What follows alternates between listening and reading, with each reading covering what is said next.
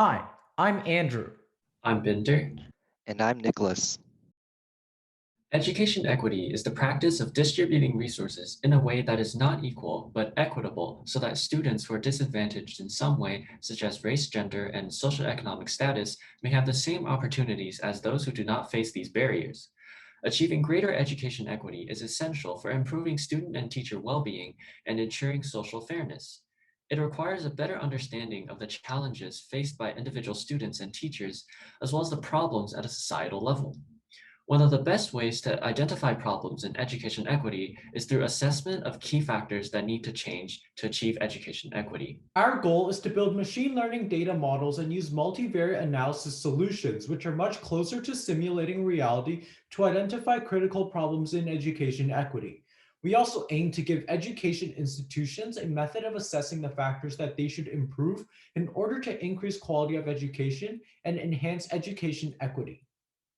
In the status quo, lots of decision-making in the education sector are based on simple quantitative analysis and qualitative analysis, such as interviews, observations, and univariate analysis methods.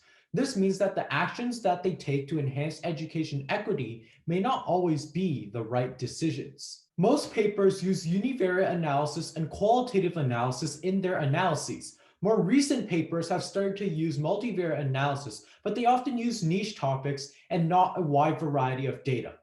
Our paper aims to use multivariate analysis methods, and we also have results that have many applications. In addition, our methods can be generalized, and we consider over 25 different hypothesized factors influencing education equity and quality. Our method can be divided into 4 steps. First, hypothesis and data collection. Second, data exploration, manipulation, and cleaning. Third, model building. And 4, gaining insights in transforming the data into actionable events. We hypothesized that factors that would limit education equity and quality the most would include, but not be limited to, gender, funding, student study environment, and teacher compensation. We also hypothesized that returns on investment, whether monetary or policy-wise, for factors would be diminishing as the investment increases. Here are all the factors we consider. As you can see, our data falls into the areas of expenditure, well-being, politics and inequality, teachers, and students. These factors in turn influence the PISA score, which is the indicator of education quality of our choice. Here is a visual of all the countries that we did analyses for. We used the sum of the mathematics, science, and reading PISA scores as the target variable to build our models. Our next step was to do data exploration, manipulation, and cleaning. We took data from OECD statistics and Our World in Data and aggregated them into one CSV file. Then we looked at simple statistics such as the size of the data and mean values of some features. To clean this data, we then handled missing values and outliers. After these 3 procedures, our final data set contained over 25 different economic, social, health, political, and education-related factors, some of which had multiple time lags. We use time lag features in order to make sure that some investments or actions which may not take effect until a certain amount of time has passed were able to be addressed. In the example, you can see that we use time lags of 6 to 10 years for the pediatrician per 1,000 individuals due to the fact that 15-year-olds, which is the age at which PISA tests are taken, do not visit the pediatrician a lot. Rather, young children tend to visit the pediatrician the most. In addition, we decided to use 0 to 4 years as time lags for government funding due to the fact that it may take time for government funding to take effect. Finally, we moved on to model building. We used tools such as Seaborn, XGBoost, SHAP, and Google Sheet regression. Specifically, we used a Seaborn correlation heat map for data exploration. It shows factors in a visual manner and finds a correlation between given columns of data and helps us find better target variables and suitable feature variables. At the end, we chose the sum of the PISA scores as our target variable. Next, we used XGBoost, which implements a gradient boosting decision tree algorithm. Gradient boosting is an approach where new models are created that predict the residuals or errors of prior models and then add these together to make the final prediction. After training the model, we can explain and clarify the trained model with Shapley additive explanations. After that, we used Shapley values due to the fact that XGBoost is a black box that is very difficult to explain. Using Shapley values, we can attempt to use game theory methods to explain the feature importances. We treat each feature as a player, and the payout in this so-called game is the feature importance. This example shows how a change in teacher's salary hypothetically affects the PISA score, while the coalition of features of government spending and access to computer percentages are fixed. By seeing the impact that a change of one feature has on the PISA score, the contribution of a particular factor on the PISA score values can be determined by averaging its effect on the PISA score while picking multiple coalitions of other factors. Afterwards, we used a regression model to analyze important features. We chose the line of best fit based on the highest R-squared value among the following types of functions: polynomial, logarithmic, exponential, and linear. Now on to the results and discussion. We created two XGBoost models due to the fact that out of over 25 features, girl-child marriage in Model 1 had a SHAP value of 88.49 out of the total 100 that the SHAP values of all features in XGBoost models sum up to. Here, you can see how the values of girl-child marriage were very influential for every single decision tree that was made using XGBoost. In Model 2, we got slightly less skewed results, with each of the SHAP values being less than 50.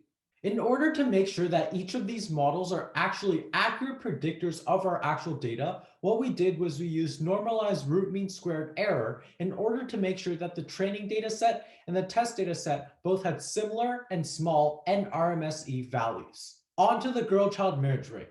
The feature importance value is 88.49, which is the highest value. As shown, there's a negative polynomial correlation between the girl-child marriage rate and the PISA score, with a relatively high R-squared. This shows that girl-child marriage, when low, generally correlates with high PISA scores. Suggested solutions to reducing girl-child marriage include educating families about the cycle of poverty that often results from generation after generation of child marriages, and providing economic incentives to stop families from encouraging this practice. From observations, this graph does seem to be diminishing. The next factor that we assessed was total expenditure per full-time student. In both models, it had a feature importance in the top 10. As can be seen in the graph, there's an exponential positive correlation between total expenditure on education institutions per full-time student and PISA scores, with an R-squared value of 0.572. This data conforms to our hypothesis that the investment is diminishing. Due to the fact that expenditure on education institution per full-time student is diminishing, we suggest that regions with expenditure on education that exceed $10,000 focus on other features affecting their PISA scores. We used 4-year lagging expenditure data due to the fact that it had the highest feature importance amongst the 5 different lags of expenditure that we used. This suggests that it takes 4 years for expenditure to actually take effect. The final factor that we'll talk about today is the percentage of adolescents that have access to computers and internet at home. In our second XGBoost model, it had the highest SHAP value of 34.58.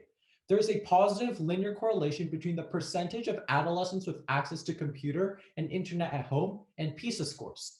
Due to the fact that most countries with high PISA scores and even mediocre PISA scores have high percentages of adolescents with access to computers and internet, we believe that increasing access to these things is a crucial first step in improving a nation's PISA score. Now for some generalizations and actionable insights. We believe that different governing bodies can also adopt our methods, and by using these methods, they can perform a comprehensive analysis of how certain factors can affect the education equity and quality in their specific populace and understand how they should allocate resources. To conclude, we found that the most critical factors that impact education equity are girl-child marriage rates, factors relating to home life, and educational expenditure. The key contributions of this paper include an innovative method which uses advanced machine learning techniques such as multivariate analysis, and the use of time-like feature to account for certain factors that may take time to take effect. In addition, this paper gives a generalization of our method that educational institutions and governments can use to improve their region's education quality. In the future, we aim to explore more modeling tools such as deep learning and time series models. We also hope to use the predictive abilities of XGBoost to establish goals and give estimations for specific educational institutions. And finally, we hope to conduct the same study again using a larger set of features in order to get even more accurate holistic results. The world still has a long way to go in terms of education equity. We feel that with this paper, we enable educational institutions and governments to understand how and what they can do to achieve education equity in their region. Thanks for listening.